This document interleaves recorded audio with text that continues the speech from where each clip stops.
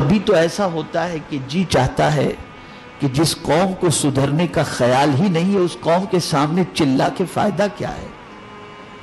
پھر قرآن کی ایک آیت یاد آ جاتی ہے وَذَكِّرْ فَإِنَّ الذِّكْرَ تَنفَعُ الْمُؤْمِنِينَ، نصیحت کرو کہ بے شک نصیحت مومنوں کو فائدہ پہنچاتی ہے. نصیحت کرتے ہیں. اور حضور کا فرمان ہے میری طرف سے ایک آیت بھی پہنچا دو تو سرکار کا فرمان پہنچا دیتے، ورنہ قوم کا دل، اب جو بات عرض کر رہا ہوں غور سے سنیے گا، قوم کا دل اتنا مردہ ہو گیا ہے، اتنا مردہ ہو گیا ہے، اتنا مردہ ہو گیا ہے کہ نہ قرآن کا اثر اس پر ہوتا ہے، نہ حدیث کا اثر اس پر ہوتا ہے. حد تو یہ ہے کہ نہ نماز کا اثر اس پر ہوتا ہے، نہ روزے کا اثر اس پر ہوتا ہے، نہ حج کا اثر اس پر ہوتا ہے، اور نہ عذاب قبر کا اثر اس پر ہوتا ہے، نہ قبرستان کا اثر اس پر ہوتا ہے، نہ موت کا اثر اس پر ہوتا ہے. کسی چیز کا اثر یہ قوم قبول کرنے کے لیے تیار نہیں.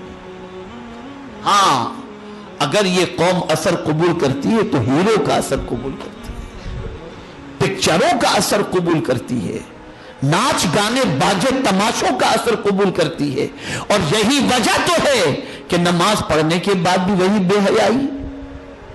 بہت سارے نمازی آپ کو ملیں گے جو 5 وقتہ نماز کا اہتمام کرتے ہیں لیکن رات کو گندی پکچریں بھی دیکھتے ہیں، آوارگی بھی کرتے ہیں، لوگوں کا پیسہ کھا بھی جاتے ہیں، ڈکار بھی نہیں لیتے، سود کا کاروبار تک کر جاتے ہیں، احساس تک نہیں ہوتا. تو جس قوم کو نماز نہ سدھار سکی، تعجب کی بات ہے، اس قوم کو کیا سدھارا جائے گا؟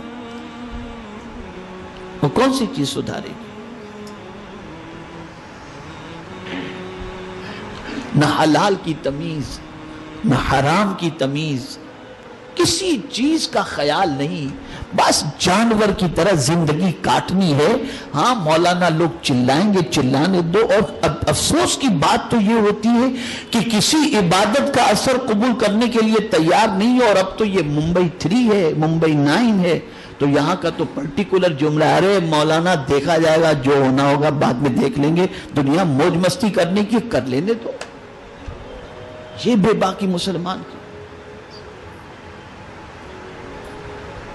کہاں ماہ رمضان کا چاند نظر آتا تو حضور کے چہرے کا رنگ زرد ہو جاتا کہ کہیں ایسا نہ ہو کہ اس کے اندر کوئی عبادت میں خلل واقع ہو جائے.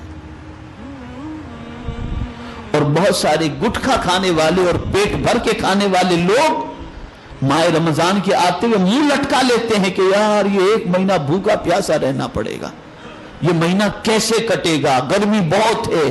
العیاذ باللہ. اور صحابہ کی تمنا کیا تھی؟ صحابہ کی تمنا یہ تھی کاش پورا سال رمضان ہی رمضان سے. یہ خیال. اور میرے آقا ماہ رجب سے رمضان کے استقبال کی تیاری کرتے اور دعا کرتے اللہم بارک لنا فی رجب و شعبان وبلغنا رمضان. اے اللہ ماہ رجب میں برکت عطا فرما، ماہ شعبان میں برکت عطا فرما، اور ماہ رمضان نصیب فرما. یہ حضور دعائیں کیا کرتے تھے. اور یہاں حال یہ ہے کہ یہ کب ختم ہو اور کب نہیں، بلکہ ختم ہونے سے پہلے ہی ختم کر دیتے ہیں. ادھر قرآن شریف ختم ہوا، رمضان ختم جیسے، مسجد ویران، بازار آباد. یہ حال ہے اس قوم کا.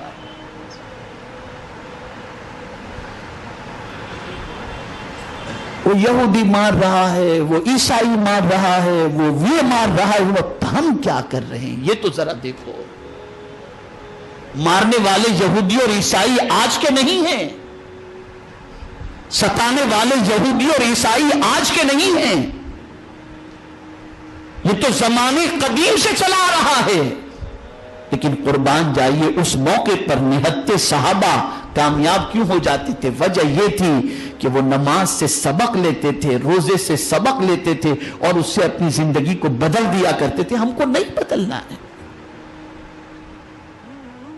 ہمیں چینج نہیں ہونا.